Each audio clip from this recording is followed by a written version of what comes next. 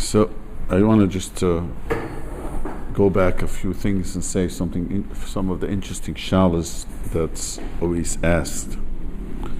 So it says in the Rav Siv Zayin, if you see a roya as chavera tveya bayam, you see your friend Elchonon son drowning, or you see goyim, you have to do everything in the world to save them. So the question is, you know a person who needs a major surgery and doesn't have insurance, or I hate to say it, I see what's happening to Obamacare. I'm not a politician, but unfortunately I see how much it affected my own. And this doesn't have insurance, so he needs an operation, something's dangerous. Are you obligated to give all your money away that he should have the operation to save his life? I'm obligated to save a person's life, but saving his life, I would have to give every penny away. It's not your obligation, it's community obligation. When we're talking about the lav, you're the one who's standing there who could save him from the river, you're the one who could stop the damage. But something, let's say someone is sick, the obligation of the community to help the poor person who cannot afford to save his life.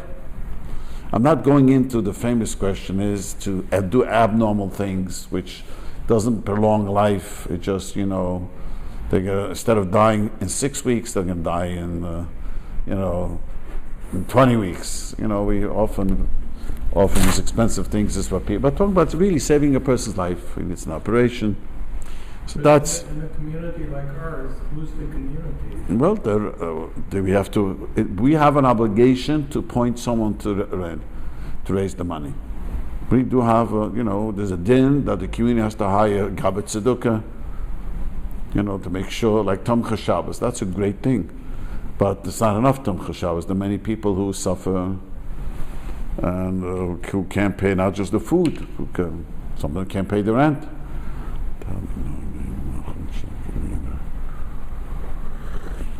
That's one thing. Then there's another interesting thing. I began to speak about it. There's Rabbi David, I forgot his name, who sits here. He started asking me. The Moshe has a tshuva about this, Moshe Feinstein, and other achreinim. What happens a guy who wants to commit suicide? Do I have to stop him or not? Believe it or not, some achreinim says he wanted to commit suicide.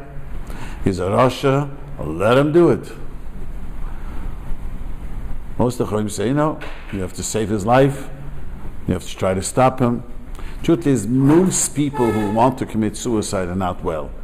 There are some more rare that people commit suicide. So I know a story, someone told me, there was a guy who got cancer with Talmud Chacham. He says, what? I got cancer, I'm think I'm going to suffer. He took a gun and shot himself in the head. He was not depressed. He says, I'm not interested in living this way. I once was on the plane, and a lady told me her father got cancer. He wasn't so old. Then, though I thought then he was very old, but he was something in the 60s. He was a professor, and he refused. He says he really wanted to poison himself to convince them not to, but he refused to take any chemotherapy. The doctor said he could prolong his life for a few years. He was not interested. He said, my father was not depressed. He was very not religious, and says, what's the worth living in pain? So, according to this, most people who do get sick, who want to commit suicide, are not well, so you have to say. But I'm talking about a person who's well and clear, conscientious, says, I don't want to live. That's a machlokes if you should save his life. Are you saying that refusing to accept chemotherapy is like committing suicide? It depends. There's certain things you could heal, yes. There's certain cancer, if you don't take it, you'll die, and if you do, what? Yeah, but that's acid, not acid. Yeah, but a person has to heal himself. He has to live. There's certain cancers that could be saved if you take care. It's clear. We know as every year goes by, people get healed from cancer a long time. They live much longer. So a guy says, if a guy cannot be healed of some of these cancers, it's just, the question is, you're going to be 6 months miserable or 8 months without misery and die at the end. I'm not talking about that type of cancer. No, cancer, that if you operate yourself, you get yourself chemotherapy, which is horrible, you could get totally cured. I've met people like that. I've seen people that way. I'm not an expert in the illness. I know a guy, a doctor in my community, many years ago, 25 years ago, and he said to me then, his chances of survival was only 20%. And he's like, almost said goodbye to everyone. He was very realistic. And he survived it. It's 25 years later. And those days, there was not good medication with the side effects. That I do remember. Anyway, so there's a machlokes. That's very interesting machlokes. If a guy wants to commit suicide, you have to stop him. I'm talking about a healthy guy, because you hear stories where people try to commit suicide and they were so grateful that someone stopped them. You know what I mean? I've heard about stories like these. I'm talking about not that way. Okay? That's interesting, Charlotte. So, what if someone's gonna lose an arm, let's say? Is the community responsible for helping him keep his arm, or is it just Yes, yeah. That's a measure of weight, but that's a very good question. He's asking a very good question. Let's say he's not going to die, but it's going to cost us an enormous amount of money to save his arm. That's a very, very good question, because then we put the question the other way around. Are you obligated to donate a kidney to save someone's life? But this is a frightening question. People have asked me.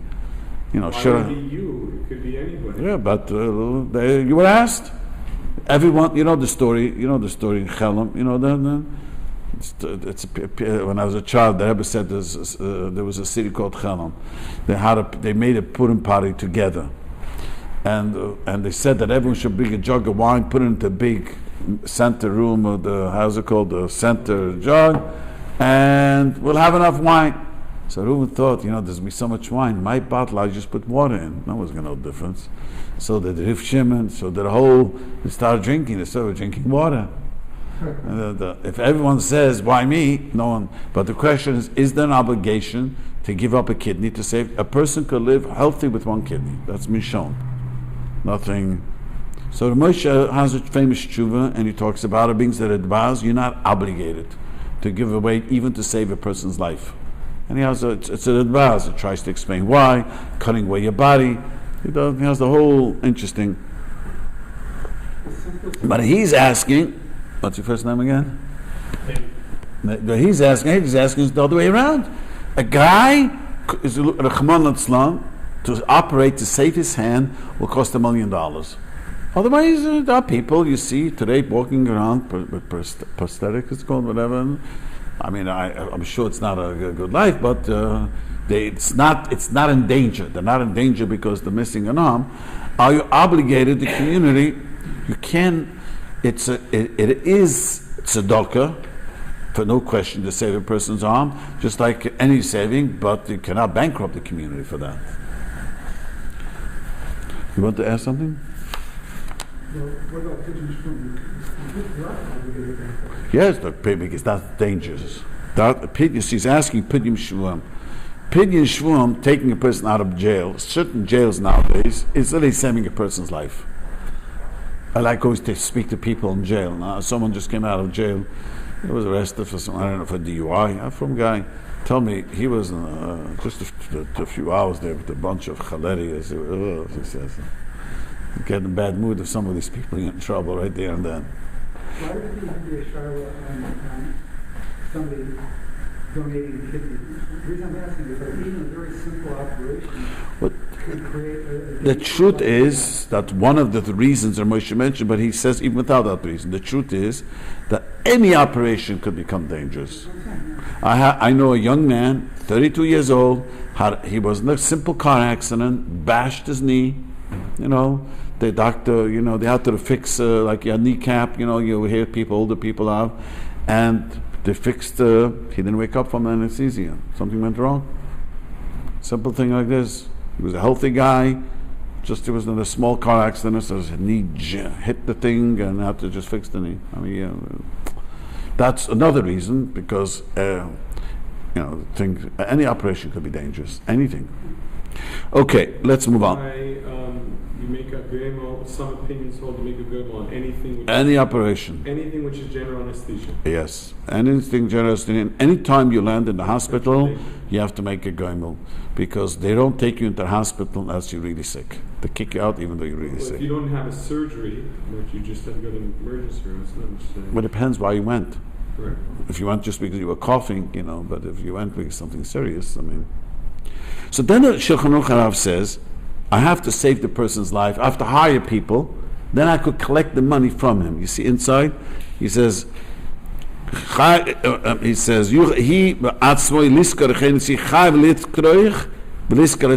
say to save the person's life, I have to hire.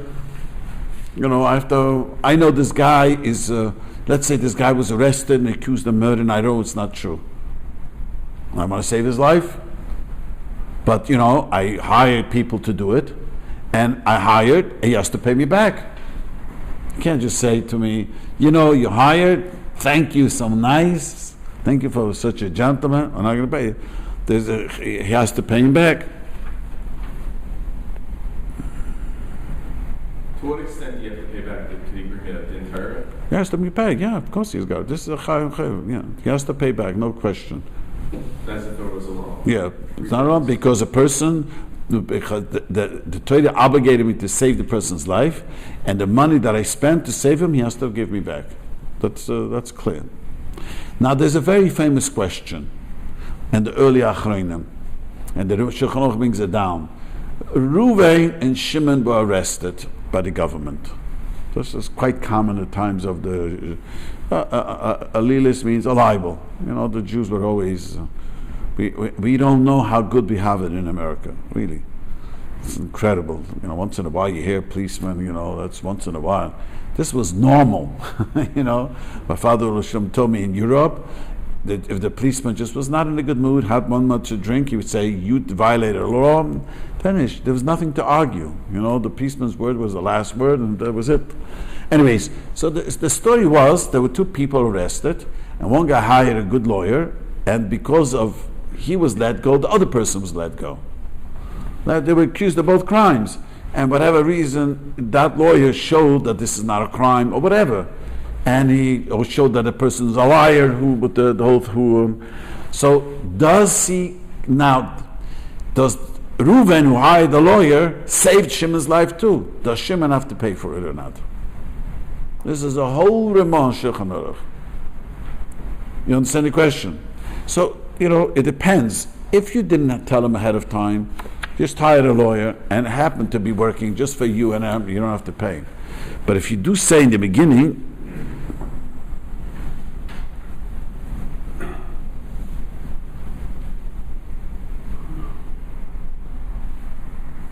but if you did tell him in the beginning, you should know, I'm hiring a lawyer, telling you right now, is going to save both of our lives, and I expect you to take the burden, then he has to pay him. It's based on the whole different sugya. This is a Ramon Shulchan based on the long sugya. So if you help yourself and help someone, it costed you money, let's say it's a lawyer, such a story, and you got yourself a lawyer, and this way you got off the hook together with him, you told him ahead of time, then he has to pay. The only question we have always in Din Torah, I literally have such a Din Torah. Right now, how much do you have to pay him? There was a guy who went to court Shloya Pedin. So it cost them $80,000 the legal fees. Not bad, when I hear I'm in the wrong profession, people always saying, just $80,000 the lawyer took from the guy. And he saw it's no tachlis, but the guy had no right. The guy sent him azmana. The guy told him, now, do we have to make him pay the whole? Now, the other side also costed a lot of money. But, he hired a very top lawyer. Who told you to hire such a top lawyer? So you understand? You do have to pay the guy, but the question is, do you have to pay him the whole thing? I mean, So in the case that you just said, Reuven took Shimon to court on a frivolous lawsuit and costed Shimon $80,000. It costed even him $80,000. Shimon also costed $60,000. The question is whether or not. Now Shimon is demanding Reuven to pay. Does he pay how much his lawyer costed? Or maybe he could have gotten a cheaper lawyer. I have a criminal lawyer in New York, and it comes to his father, David Mashul. He always used to tell me when the big cases was, the Spinker Rebbe case and other big cases, and they took the expensive lawyers. You know, you don't need to squeeze it. This expensive lawyers is just because they got a name. It's not the case that is against you is clear evidence, and and it's just you think that there's certain cases you do need. It's tough, but one of these when they were laundering the money, all these, and that didn't make a difference. He told me ahead of time exactly how much you're going to get, and exactly that's how much that I ever got, and exactly each one.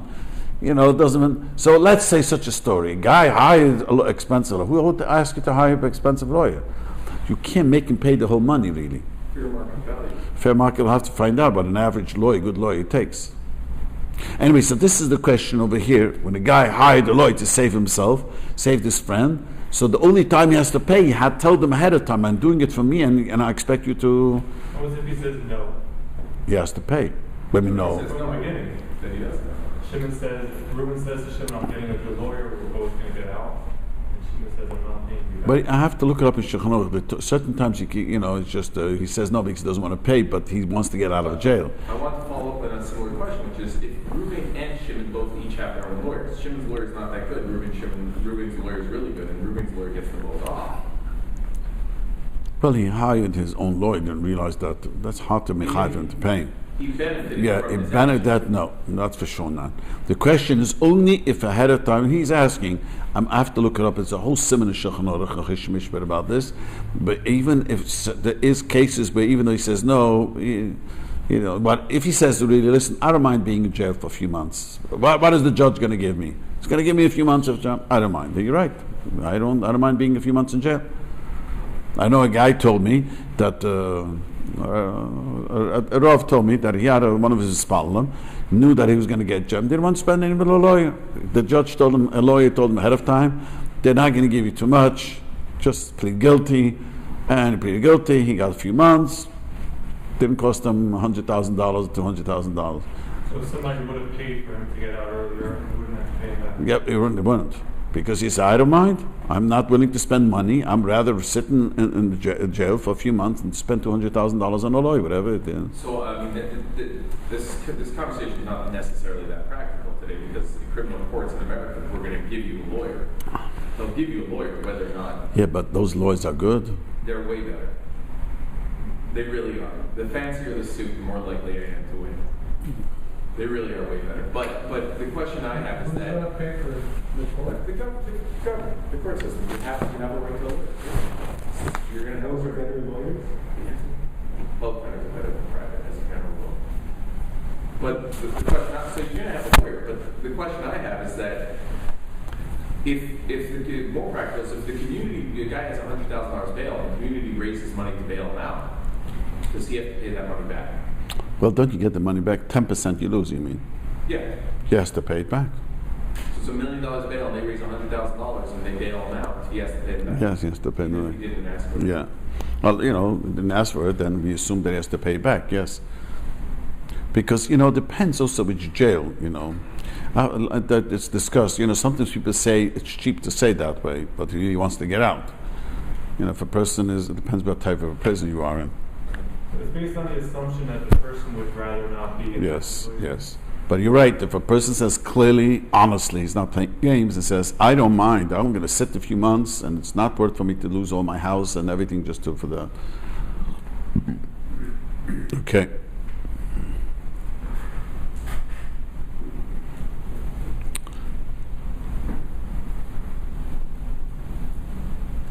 Then there's a question, the Rav says ches. If you look in the Rav, you look in the Sif Chesim, Shuma Nochrim and Mosr and Chasher Tomen Pachi. He had goyim are trying to put up a trap him.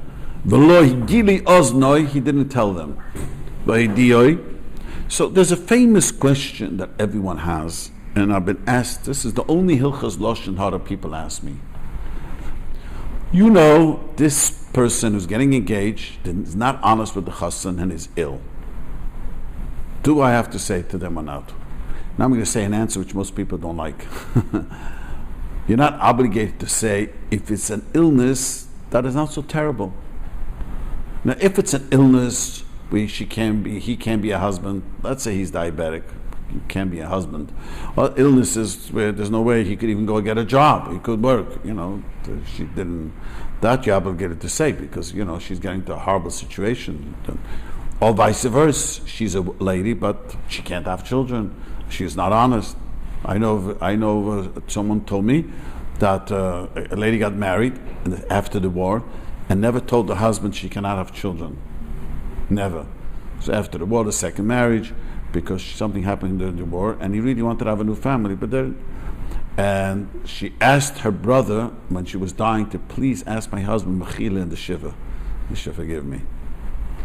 Now, she didn't do the right thing. He has a right to forgive her, but she didn't do the right thing. And if someone else knew about it, would have to tell the husband. You understand? But someone asked me just recently, someone is dating someone, and today you can look up in Google. He says, I found on Google that this person, when he was 19 years old, was arrested for theft. He's on the record. Right now he's older and he's settled. And I said, if you're going to say it's not the worst of the things, you're allowed to say. But it's not something you're obligated to say. People change. People are young and people do silly things when they're young and they change. But what happens if the person has an illness? Illness you cannot perform as a wife or a husband. You're obligated to say.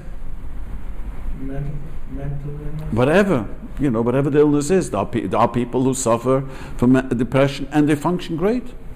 There are people who suffer from bipolar and other illnesses like that who cannot run a household, cannot get out of bed. And tell you what, if the person would have known that his wife, he's not functioning as a person, as a wife, or as a man. Can I go to work? Then you're obligated to say. Because it's like Samad Amarachu, with this person, it's going to be a disaster. What I like, when I learned that in the frum world, the second you hear someone is sick, the shidduch stops. In the secular world, but I fell in love with him. A lady once told me she got engaged, and she wanted to get a get, and he was bipolar. So, did you know that he was? Of course I knew bipolar. I dated him in college. I wasn't religious yet. He was such a sweet guy. I just fell in love with him. Yeah, but once they were married, and how you say, when the dust settles, you say in English, whatever, and dated their life, he couldn't function. He wasn't a bad person. He just couldn't function. If he used to take his meds. You want to say something? What's the source? Yeah. Lisama de Damarachu includes don't stay idle the person should lose money. Don't stay idle, the person should get hurt. I said 2 weeks ago, when a guy tells me, once, he tells me that, it's always good to get along with your neighbor, because my neighbor had a leak over Sukkot, because we weren't talking to each other. I didn't get in touch with him. The guy had a terrible loss. And I told him, you're overlav in the Torah. Just because you're not talking to each other, he's a Jewish person. You have to tell the person there's a leak, and you're not home. And okay. I have a question on the previous halacha. If the community pays for someone's medical bill, does that person have to pay the community back? If he's poor now, and he does now, he doesn't. Let's say, that's a very important question, Hilchos Tzedakah. Let's say community supported him. And Vahi Ayoy, he hit the jackpot, one of these big bad jackpots. He doesn't have to pay back, because he was a poor person then. Not obligated to pay back at all. It's like Mishnah. I don't know legally in the government how it goes. If a guy takes food stamps, then he hits a jackpot if he has to pay back. But the Gemara says clearly, be paskin, you don't have to. You're poor at that moment, you don't have to pay back. So if it's an individual helping, he has to pay back, and if it's a community? No, doesn't make a difference. If Reuben helps Shimon, knowing that Shimon has no money, and he helped Shimon, gave them food, helped them pay the rent, and a few weeks later he hits the jackpot, he doesn't have to pay him back in Halacha. It doesn't make a difference, because at that moment he was poor. To what extent do you have an obligation to notify in the shidduch scenario? Only things the Chofetz Chaim says. What I mean is, to what extent? Let's say I know some guy's whatever, some guy is dating somebody. Do I have to? I have no relationship with either one of them. Do I have? If you know who they're dating for, you don't have to. But if you know who they're dating, I don't know either one of them. Yeah, but you know who he's dating. Rivka. You know Rivka, you don't know her personally, but you know Rivka lives in the community and you can get in touch with her, and you know he's not telling her the truth, then you have to notify him. So we're mandated reporters in life. What do you say? We're mandated reporters. That's called the mandated. But something, again, it has to be something. It's something that people have certain illnesses, and it's not the end of the world. You know what I mean? Many people have certain illness, they live wonderful. So what if you make a mistake? I mean, what's your obligation if you make a mistake? Do you think it's an illness that's more important than Oh, you made a mistake. It's also not terrible. It's not terrible that you tell the person. You understand? It's not the worst. It's not terrible if I tell the person, this person suffers from mild depression, even though he could be functioning as a husband and wife. Or this person suffers from, he has, I don't know, other ailments. He's allergic, then, I don't know, whatever. Nothing is wrong. Or this person has a child no one knows about. A woman go crazy for that, but you don't have to say. And if you did say, there's nothing wrong. Because she's got to know, she's going to live with that. She's going to live with that. So you don't have to say, but you said nothing is wrong. Is there an obligation? Even more. Let me just tell you more. There's a tshuva masham where a girl messed around when she was young in his days. She was 16, she had a child. They gave her adoption. Now she became a frum person. Does she have to tell, she have to date that, I had a baby already once? Because most people, young men, want a fresh lady. They don't want. No, you're not obligated. He says. I don't. You're not a lie, but you're not obligated. Well, there's an inevitability that she was going to say on the ksuba. Yeah, he has a way to do the ksuba. He has a whole. He has a whole trick how to do the ksuba, the masham. Yeah, Moshe says also there's a way to make it that the ksuba wouldn't be a problem. If a man says, if he accepts, if the Messiah Grushin says, I'm writing for Basula, even if she's not, then yeah, but the question is, she's not honest. Right. I was Masad the Kedushin once, and the girl bluntly, an hour before the wedding, texts me, I am not a Psula, but my husband has no idea I'm a chassan. So you said to him? Or I did Moshe's trick. I looked it up quickly. How Moshe did it. The trick again is? I forgot now. He has a whole. I'm writing for Basula regardless. Regardless, something like that. Something like that. Tell him, listen, I don't know what's going on. She went to college, but when the chuppah here, he's going to will you to give you the Brooklyn Bridge. He's not going to say, wait a minute, what? It's off. At that moment, he'll give you everything. Suppose he asks her directly before the wedding. She's supposed what? He asks her directly before the wedding. Yeah, she has to be honest with them. Just bluntly, she has to be honest with them. I have a case that I was involved that she lied. She didn't tell the chassan, and the chassan, got married. And she's a smart girl, but he's very simple. I didn't happen. Then after the divorce, she had a major heart surgery. She refused to give the chassan her new husband. They got married. He only noticed after they got married. He noticed that she had a decision, and he looked on the internet, and it says clearly, today that she had a heart. She didn't want to tell him, and she had a major heart surgery, and because he realized she was using birth control, she was not honest with them. The bottom line is they got divorced. It was a terrible thing. I told the mother, you did a terrible, terrible thing. If your daughter's not well, you don't want to tell us. You don't have to tell us. But the bottom line is, look what happened. They could. You got this guy. He doesn't want to tell. You don't want to tell us if they could have children or not. It was a terrible thing. And there are people who knew about it. It's very clear. There were people who. That's the situation. Yes. You're talking about notifying about a disease. What about genetic diseases, where someone may not actually know that they have it, but there could be a hit, but you're aware that the family have history. No, you don't have to say. You don't have to say. Unless the person asks you. Your Sherm doesn't detect all that stuff? No, there are certain genetic diseases that. They have a daughter who has Gaucher, I think it's called, and it's $200,000 a year worth of medication. It's a huge issue because the child will probably have a normal life. Still, it's a huge issue. Okay, now let's learn Ches. This is where we stopped last week. He says, Afili Yisrael Balaveiros. You have to save even Yisrael who sins. Ke'amimer lechel nevelos leti'oven. He eats nevelos leti'oven. Remember I explained, I had a neighbor, a Russian, became religious. Chickens, he could not, I'm not going to pay 5 times the amount. He bought Ralph's chickens. That's not the I don't know. Yeah, that's the that's what Tauber means. So he says that Tauber.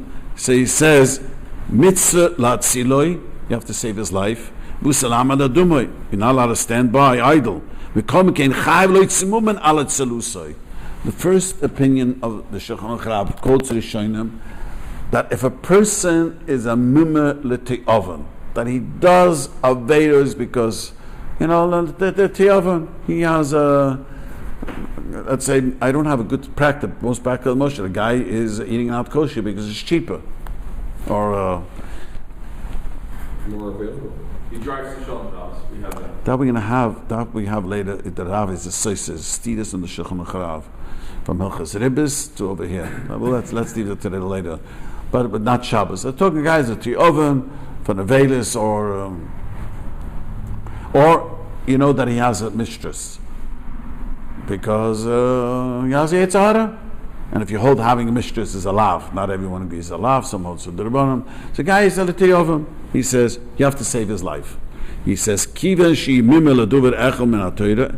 But you don't have to, it means you don't have to, I have to save his life. But I'm not obligated to spend money to save his life. For instance, the story, the guy says, my neighbor had a leak. He was obligated, hire a plumber, break the door down, close the water, and then collect the money from him. There was nothing wrong. He should have done that. That if the guy is a mumar l'te'oven, I'm not obligated to spend money for this guy. Maybe you won't give it to me back. I'll have a whole hassle. I'm not mechuyev to do that.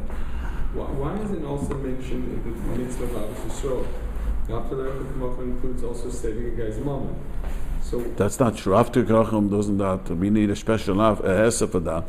After means I shall like him. Who says I have to save him? Yeah, that could be the chinuch. But and after Rachim means you should don't do. After Rachim means don't do to the others what you don't want should be done to yourself. Listen. If you have let's say you have a friend who's extremely wealthy. He won the whatever it's called $600 million lottery, right? You like me as yourself, you should hand over some of them. Is he obligated? No. Not obligated at all to give you 1 penny, 1 dime. 1 second. But the only thing you don't do to your friend, don't do to what you don't want to be done to yourself. That's after Achas. It doesn't say after return of Aveda. I shouldn't do something. Don't insult him. Don't take advantage of him. But who says after I see Aveda? Am I obligated to schlep it around and find him? As a rabbi in the shul, I notice things. I always know. I just found a sefer, and I look for the guy who left behind such a sefer. I was happy I found him today. But who says I'm obligated? Yes, not after Kemoicho. Shabbos Aveda. So the Torah says you have to save a person's life. But the Torah says not only you cannot sit idle. People, I've heard this from people, I'm not sure where this concept comes. Many people think that the Torah says you should not be aggressive, you should be pacifist, you think, you sit idle. The Torah says you got to get up and break the door down and, do what you need to do. But if it's l'te'oven, I don't have to spend money, I should do it myself. That's a big chiddush that Rabbi brings down. I don't understand. What's the example? If a person is a mimer l'te'oven, Likes to be trapped. treif, only treif, but he keeps Shabbos and everything. I told you, I have a guy, the wife complained to me, that in the business meetings, he has business meetings, he goes to treif restaurants. Going into church. He eats. She was so upset, she wanted to get divorced. I said, calm down. But he wasn't going to change. For business, at home, I don't care how much wife. Treif. That's heavy. That's really heavy. It starts, it started with the vegetables. His wife told me it started with the vegetables, and then with the fish, and then slowly. So you say there's no obligation to save somebody? So you're obligated to save his life, but if I have to spend money to save his life, let's say, I could do CPR. Oh. I have to save his life. And let's say he's my neighbor, and there's the water leak. I should run into the house and close the leak. But let's say after he's not in town, I have to find a plumber, hire a plumber, break down the door, and pay guys who want to do it. Cost me $500. I'm not obligated for such a person to spend my money to save his house, to save his life. Just on a certain up to a I have to do terche. Terche means my physical. I say terche in English. My physical effort, but I'm not obligated to spend money. Okay. This is a pasuk, and that's the only one opinion. The Rav says the others, the Rishonim disagree. It's a big machlekes Rishonim in Sechtes Avodah Zarah. He says, why? He says. He's not called Dam Re'acho. He's not called your friend. Torah says, "Samoid al Dam Re'acho." Who is called your friend? Now, the Torah doesn't mean a friend who you hang out with. You enjoy hanging out and drinking alachaim. Re'acha means, the Torah means someone who's with you in the same observance. He keeps kosher, he keeps the main things that all from people keep. You don't have to give him tzedakah. In our neighborhood, there are big balat tzedakah. So one of the big balat tzedakah refuses to give someone who doesn't keep Shabbos. So 2 people came to me already. Write me a letter, Shomer Shabbos. How do I know you're Shomer Shabbos? I mean, how? Both a little bit disturbed, now, one is a tinik shenish, but there's no question about it. But the guy refuses to give tzedakah only for Shomer Shabbos. Doesn't care. I said, I'm not going to write you a letter. He says, Api Torah, he's a tinik shenishba. He should give tzedakah. I mean, he's not. He does not obligated to give. He could give him $0.25. He doesn't want $0.25. He didn't come to knock on the door. That he goes around the shoes for the quarters and the dollars. But Api Torah, I mean, really. He's a tinik shenishba. He's just as any other Jew for tzedakah. But we're talking about a guy who's from, and let's say this story, the guy eats non-kosher food in restaurants. He has a business meeting, he goes. Such a person. He says, he works below Yitzuris Muman without spending money. You have to be effort to save his body. To save his money. Let me explain about the drash. It says, means you should give back to him as is.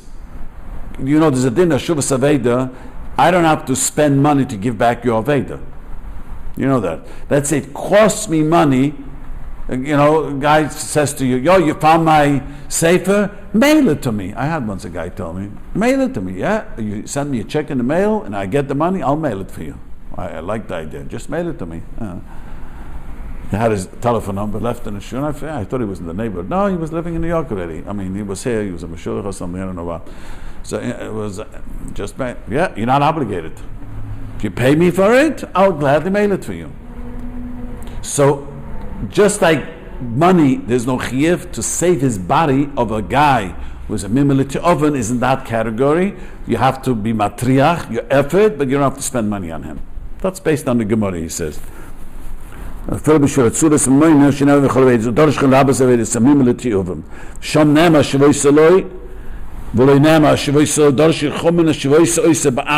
him back as is.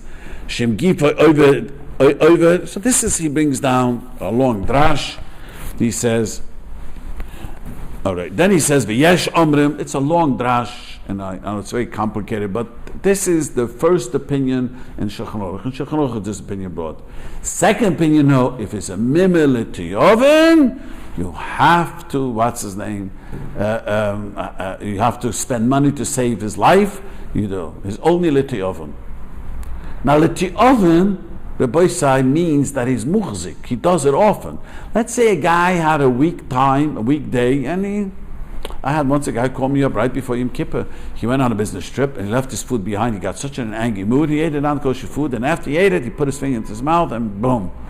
What in the world did I do? He felt horrible what he did.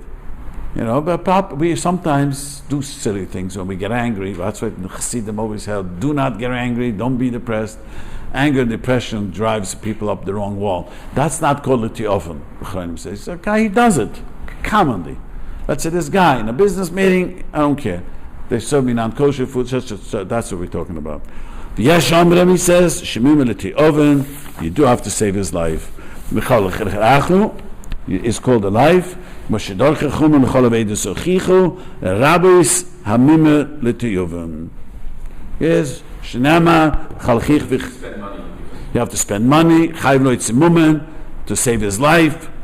And a Yerushalayim, the Rav says, should be machmer. Now, the same question comes up. The Chaleim have a famous question, which doesn't bring down the Rav. What happens? A guy is a professional thief. Are the community obligated to take him out of prison? Like Madoff? Yeah, like Madoff. Yeah, we're talking about even petty thieves, not the big time thieves. So you only have an obligation if he could get murdered in prison. Like Madoff? Could he get murdered? Yeah, he could. Yeah? Yeah. He's in one of these prisons where the Schwarzers could get to him? Yeah? Sure. I have no idea. Many people want to. He's in a maximum security. He's in a penitentiary, right? He's a USP. He's in a whatever. It's a serious place. He got life. So he's in a maximum. Yeah, so such people, if it's dangerous, then it's a mitzvah to save him. Even though it sounds, people don't like to hear that, but it's a mitzvah to bin nishviyah. Only because if it's dangerous. I was told, I don't know, I was told like this, people who were in jail, state prison is dangerous. What's the statistic? I mean, I would How many people get killed over there? There are not that many statistically. Think more people get killed on the road? You're probably more likely to get killed by a DUI driver than you are in state prison. That doesn't mean that. So then it's not dangerous, because everything could be dangerous. I mean, driving down the road is also dangerous. I have this question, When you say it's dangerous, They get in a fight, very likely, but not all the prisons are killed. gang controlled. Even the federal prisons are gang controlled, and they have a lot of gangs. And you have to treat people. You could get endangered in prison or jail, anyone. But on the same side, any one of them could be not dangerous. So I don't know. I was told, but this guy told me he was in federal prison, state prison for fraud.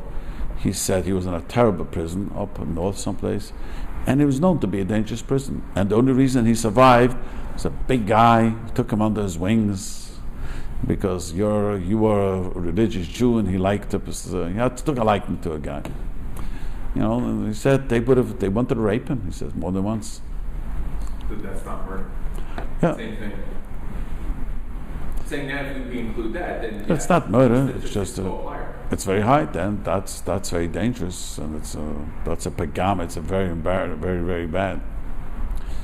So the poskim say to save a person from prison is only because it's dangerous. Let's say he's going to get prison that's not dangerous. It's hard to figure this out right now at the moment. But the general rule is there's a mitzvah pidyon shviyim only if a person is going to be in a danger. If a person is not in danger, let's say he's going to get federal crime. Let's say the camps in Otisville, where I just spoke to someone came out of jail from there. He said, it's just you're bored and do nothing. But now there he tells me there was no Hasidic Jews, there were 4 Hasidic Jews, about 20 Litvish, mostly modern Orthodox people now. He tells me. But so to what extent does that apply? I mean, say if a guy commits a crime that he would get locked up in state prison for a very long time, whatever it is. So even a murder, if someone commits a murder, did not whatever it was. It was in a fit of anger, whatever the reason that they did it. Murder is different, but I'll explain next week. I'm going to show this. Murder is a totally different topic. A murderer deserves to die. We don't die, let him sit in prison. Murder, the Rambam says, is a whole different. Child molestation is a roidev. That's even worse. A child molestation is worse. A murderer doesn't mean he's going to murder again. He was a fit of anger and he murdered someone. He's not a serial killer. Most murderers are not serial killers. He was furious, or they cheated on him, and anger. Even it was premeditated, but they're not serial killers. They did once, so a murderer, that's why that's a whole different question. You compare it to a molester. Molester is a roidif. He's a. So there's a case in New York right now. A guy stole $100 million, and he's going to get sentenced. The judge just sentencing tomorrow. They just figured out he's going to get about 25 years. Is the Rav allowed to go to court to lie for him, to say he's a really nice guy? You're saving him. It's not. Do you think the judge? I want to ask you. Do you think the judge is going to say he's a nice guy? No, on the face of it. No, on the face of it. I'm saying, the guy's facing 25 years. It's a financial crime. Do I have an obligation to help him? He's going to go to a bad prison. 25 years going to a high maximum security prison. It's a bad prison. You could cause Kilo Shem by lying. He's not saying, he's not talking about causing. Let's say the truth. He's going to say some of these people are like Robin Hoods. They feel like to steal from others and be nice. And everyone who steals $100 million gets a lot of tzedakah to their local show. So can you go and say he's such a kind man? He gets tzedakah. He's a good man. Now, let's make practical. The question is, do we have a mitzvah to save him, to take him out of prison? Yes. If he's in a prison that's dangerous, we have a mitzvah. Forget all the thing. If he's going to go 25 years into prison, and it's dangerous, the prison, then we are obligated to save him, not to go to prison. My question is always a different question. The way you put it down, yes. My question is, many of these people are addicted. What is the name for this? You taught me in English. They come out, they do it again. These people steal $100 million. Don't stop when they come out. Usually, as a rule, I found. They are serial, good word. They are serial robbers. I don't know why, but it was fine. We hear these big numbers. They come out. It's the small petty guys. They learn maybe a lesson. But most of these, but if it wouldn't be for that, yes, he's in danger. It's a mitzvah pidyon shviyim. Right? This is a very good mashal. He's supposed to get 25 years. You say once you put a guy 25 years, it's they really lock you up in a real whatever it's called. Then it's dangerous. Yes. See, I don't know. I'm assuming, but people tell me that the 25 years prison camps is dangerous. You don't camp 25 years. 25 years is not a camp. I'm not a camp. The prison. Yeah, and it's dangerous. Yeah, camp is different. I mean, it's a maximum security federal prison, which is less dangerous than a maximum security state. Maximum security state prison is full of rapists and murderers. Maximum security federal is, different, but still. It's dangerous there? I'm saying, assuming it is. Then yes, then it's a mitzvah to help him. And if it's not dangerous there, let him sit. And regardless of rules of Dina de Mechusa. Yeah, I mean, we're doing good the Dina de Mechusa. We're trying to save him. But we have a system that says you commit these crimes. You're going but because the system has, if you get a good lawyer and you could dray a cup, and This seems to run sort of in contrary distinction to who was this Chometz Ben Yain or something who went. Yeah, the question is that's true. That's true. We have to put him into. See, we have to make a stop to it. Let me explain what he's asking. Let me explain what he's asking. I explained the long tshuva sarashba that we have to have legal ways to stop molesters and thieves. See, the government in Rome we have to have. Let's start this same case, whatever this guy's name is, who embezzled 25 million. What he says, 25 million, 100 million. Let's say this guy was I allowed to report him to the police? If I have to save him, was I allowed to tell the police, let's say I'm a rabbi, people call me up, he just embezzled me, can I go and report him to the district attorney? I would say, yes. Wait a minute. I mean, yes. You're putting him into prison. And you just told me we have to have a system to stop these people. Otherwise, they're going to take advantage of us. That means like this: I will only embezzle from people, and you are not allowed to go to put me into prison. I literally had a guy do this. I had a guy, a very funny story. I don't remember the details of the story, but it was something illegal in the nursing home. He took a guy who just became from, very naive, extreme naive, put him into the office, and the FBI came to him. They knew that there was something wrong, and he knew that the FBI is going to come to him, and he told me, you're not allowed to master me. And it was very clear that he put him up there, that if they come, he told them, you're not allowed to give me up there. People are going to steal and rob and rape. The Jewish community will be full of crime. So there has to be a system to stop it. Now, this guy was arrested. He's going to sit in prison. He never was out on bail. Was he out on bail, this $100 million? I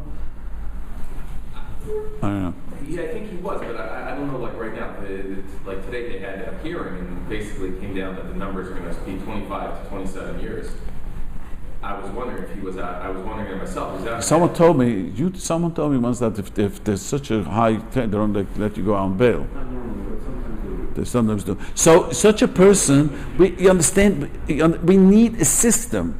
We must, Dr. Mudd is talking, we need a system. If we from people cannot give up a thief, a thug, someone who beats people, rapes, molesters, we are in danger. We are, so the guy, whatever his name is, who embezzled $100 million, if he would have come to me, one of the people he embezzled, go to the police, go to the district attorney, have him arrested. He'll never stop. If just the opposite, if I don't go, I'm because he's going to keep on doing it. He didn't rip off $100 million one person. He was probably ripped off a bunch of from people. But other members of the community have an obligation to raise money for him. Now that he's there and he's going to get jail, let's try to help him. And if you know it would be futile. Then you shouldn't help him. That's ridiculous. That's the evidence is there. Yeah, then I told people. This question has been asked already. I say it publicly. I remember a case where I spoke to his own lawyer. His own lawyer told me that the evidence is so clear. There's no somebody doing that. Just he needs a lawyer. There's certain certain cases. There's nothing. The guy darshins away and gets his money, and he didn't accomplish nothing.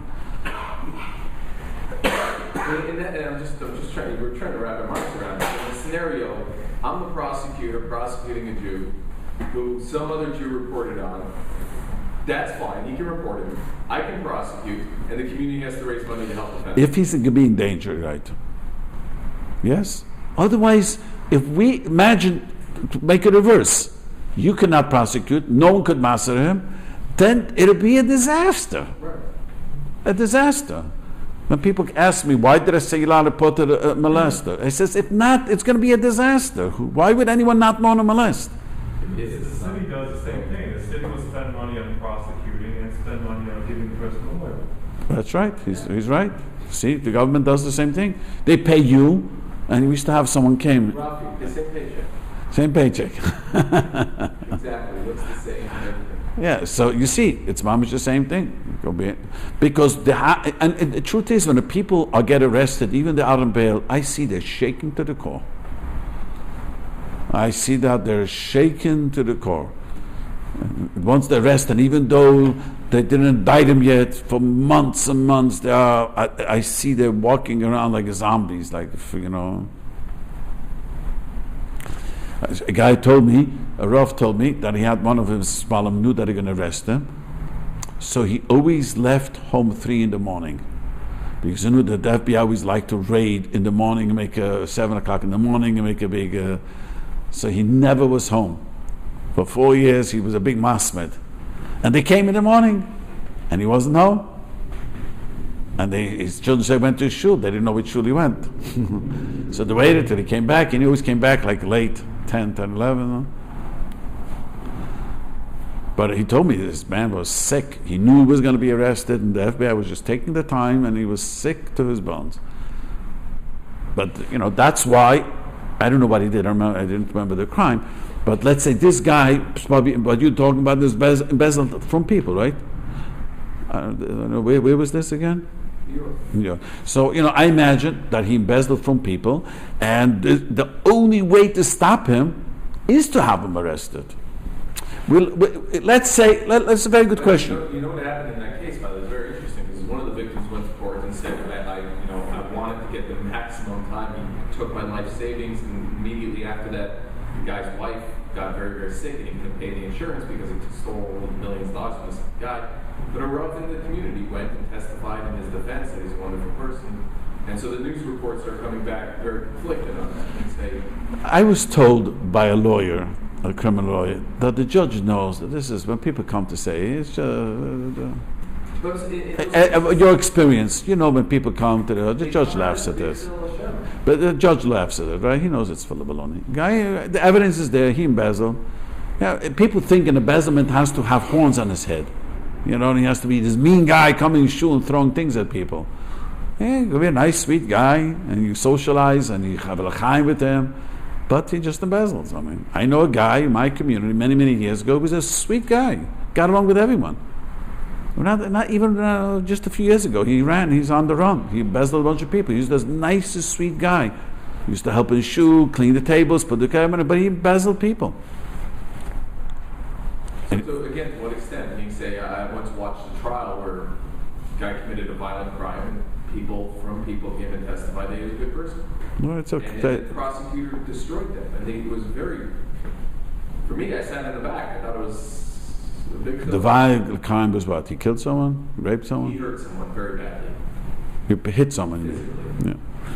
But what does that mean? I was very young. He was convicted of attempted murder. Well, I was very young, and there was a guy in my shul who shoplifted, and he was arrested. So he wanted me to come to the prison in Beverly Hills, after all. He had no better place to shoplift than ShopRite, and not ShopRite, Ralph's in Beverly Hills. Bread and a piece of salami. And so the judge asked the questions. The prosecutor didn't know what to ask. The judge was a Yid. He says, you know it was not kosher.